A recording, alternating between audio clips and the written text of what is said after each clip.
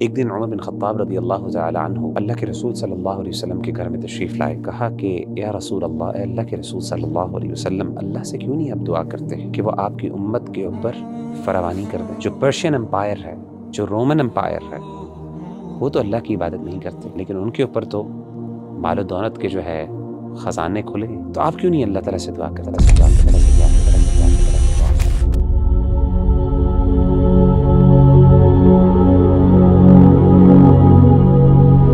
وغیرہ بھائی نوجوان جو ہیں آج کل کے، ان کے ذہن میں ایک بات آتی ہے کہ اگر یہ دین کی طرف آ جائیں گے تو ان کی ساری مشکلات حل ہو جائیں گی. اور نارملی اوبیسلی دین میں ہمیں اس چیز کا درس دیتا ہے، اگر آپ اللہ کی طرف آ جاتے ہیں اور نبی کریم صلی اللہ علیہ وآلہ وسلم کے مطابق زندگی گزارتے ہیں تو اللہ سبحانہ و تعالیٰ آپ کے لیے آسانی پیدا کرتے ہیں. لیکن ایک آبزرویشن ہے اور لوگوں کی طرف سے ایک شکایت بھی سمجھ لیں کہ جب وہ دین کی طرف آتے ہیں تو یہ معاملہ تھوڑا الٹ ہو جاتا ہے کہ ان کے گھر والے، ان کے آس پاس والے ان کے لیے تکلیفیں پیدا کرتے ہیں، ان کے لیے پریشانیاں پیدا کرتے ہیں. تو سوال یہ ہے کہ واقعی یہ مشکلات ہیں یا آسانی ہیں، اور اس مشکلات میں سے کیسے صبر کیا جائے، اور کیسے جو ہے وہ انسان جو ہے اپنے آپ کو مطمئن کرے کہ یہ اللہ سبحانہ و تعالیٰ کی طرف سے ایک آزمائش ہے یا مشکل ہے. دیکھیں ربی بھائی، دین کی طرف آنے کا مطلب اگر یہ ہو کہ دنیا کی زندگی آسان ہو جائے گی میرے لیے، تو اللہ تعالیٰ پھر اپنے مسلمان اور مومن بندوں کے لیے یہ دنیا جنت بنا دیتے. اس کائنات میں اگر کوئی ذات ایسی ہے جو ڈیزرو کرتی ہے واقعی کہ اس پر ایک بھی مشکل نہ آئے، تو وہ ہمارے نبی صلی اللہ علیہ وآلہ وسلم کی ذات ہے. کیونکہ آپ صلی اللہ علیہ وسلم نے جو اس امت کے لیے قربانیاں دیں، آپ صلی اللہ علیہ وسلم کا جو اللہ سے تعلق ہے وہ کسی اور کا نہیں. لیکن آپ دیکھیں کہ نبی صلی اللہ علیہ وآلہ وسلم نے جب اسلام کی دعوت کا آغاز کیا تو کیسے مشکلات کے انبار آپ کے اوپر لگ گئے. یعنی کوئی سال ایسا نہیں تھا، کوئی میں سمجھتا ہوں دن ایسا نہیں تھا جس میں آپ کے لیے مشکلات، چیلنجز اور پرابلمز نہیں تھیں. ایک دن عمر بن خطاب رضی اللہ تعالی عنہ اللہ کے رسول صلی اللہ علیہ وسلم کے گھر میں تشریف لائے، اور آپ کہتے ہیں کہ میں نے دیکھا گھر کے اندر سوائے 3 چمڑے کی چادروں کے اور کچھ نہیں تھا. سبحان اللہ. 3 لیدر شیٹس تھیں بس، اور کچھ بھی نہیں تھا. اور آپ صلی اللہ علیہ وسلم ٹیک لگائے ہوئے تھے تکیے پر، اور اس کا نشان آپ صلی اللہ علیہ وسلم کے جسم مبارک کے اوپر نظر آ رہا تھا. یعنی تکیہ بھی کوئی کمفرٹیبل نہیں تھا. تو آپ صلی اللہ علیہ وسلم کی اس جب حالت دیکھی حضرت عمر بن خطاب نے، تو آپ اس کیفیت کو برداشت نہ کر سکے اور کہا کہ یا رسول اللہ، اے اللہ کے رسول صلی اللہ علیہ وسلم، ادعو اللہ، اللہ سے کیوں نہیں آپ دعا کرتے ہیں فلیوسع علی امتک، کہ وہ آپ کی امت کے اوپر فراوانی کر دیں. فإن فارس والروم لا يعبدون اللہ، جو پرشین امپائر ہے، جو رومن امپائر ہے، وہ تو اللہ کی عبادت نہیں کرتے.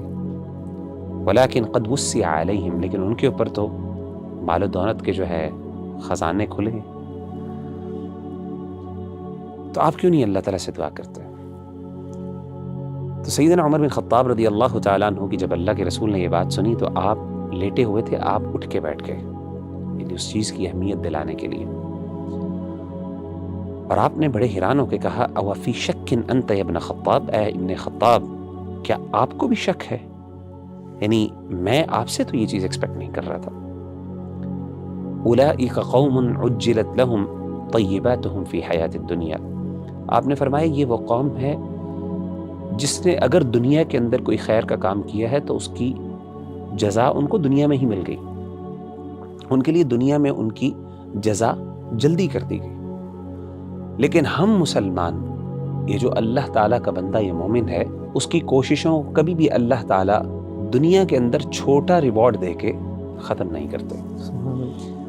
اور یہ چیز نبی صلی اللہ علیہ وسلم کی صرف سچویشن یا کنڈیشن نہیں تھی، بلکہ آپ صلی اللہ علیہ وسلم کے لیے جسمانی طور پہ بھی تکلیف دوسروں کی نسبت زیادہ ہوتی تھی. سیدنا عبداللہ بن مسعود رضی اللہ تعالیٰ عنہ فرماتے ہیں، ذکر کرتے ہیں کہ جب اللہ کے رسول صلی اللہ علیہ وسلم اپنی آخری بیماری میں تھے اور آپ دنیا سے رخصت ہوئے، تو آپ کہتے ہیں کہ میں آپ صلی اللہ علیہ وسلم کے پاس گیا آپ کی عیادت کرنے کے لیے، تو میں نے آپ کی تکلیف کو دیکھا، مجھے بڑی تکلیف ہوئی اس کی، اور مجھ سے رہا نہیں گیا، اور میں نے کہا کہ یا رسول اللہ انک لتوعک وعکا شدیدا، کہ اللہ کے رسول صلی اللہ علیہ وسلم آپ کو تو اتنا سخت بخار ہے، مطلب میں نے کبھی اتنا سخت بخار دیکھا نہیں۔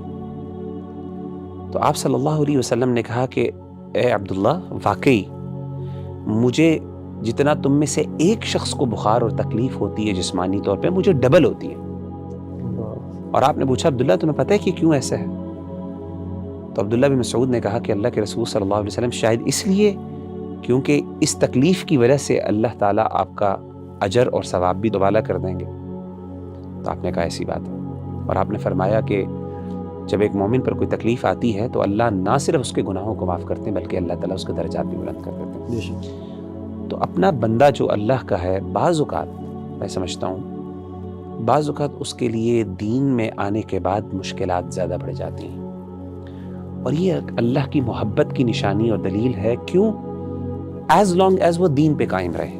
ہاں، اگر وہ دین سے دور ہو جاتا ہے تو پھر ممکن ہے کہ وہ اللہ کی طرف سے سزا بھی ہو، لیکن اگر وہ دین پہ قائم ہے، اپنے رب کو راضی کرنے کی جستجو اور کوشش کر رہا ہے، اور اس کے لیے مشکلات پیدا ہو رہی ہیں، یہ تو انبیاء کی سنت ہے، یہی تو انبیاء کا کام تھا۔ قرآن مجید میں اللہ تعالیٰ کیا کہتے ہیں؟ وَتَوَاصَوْا بِالْحَقِّ وَتَوَاصَوْا بِالصَّبْرِ۔ جب آپ حق پہ چلیں گے، اس کی تلقین کریں گے، تو اس کے ساتھ صبر تو کرنا پڑے گا۔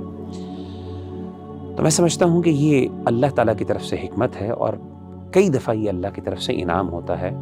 انسان کو چاہیے کہ وہ اس پہ صبر کرے، جب وہ صبر کرے گا تو اس کے لیے خیر ہی خیر ہوگی۔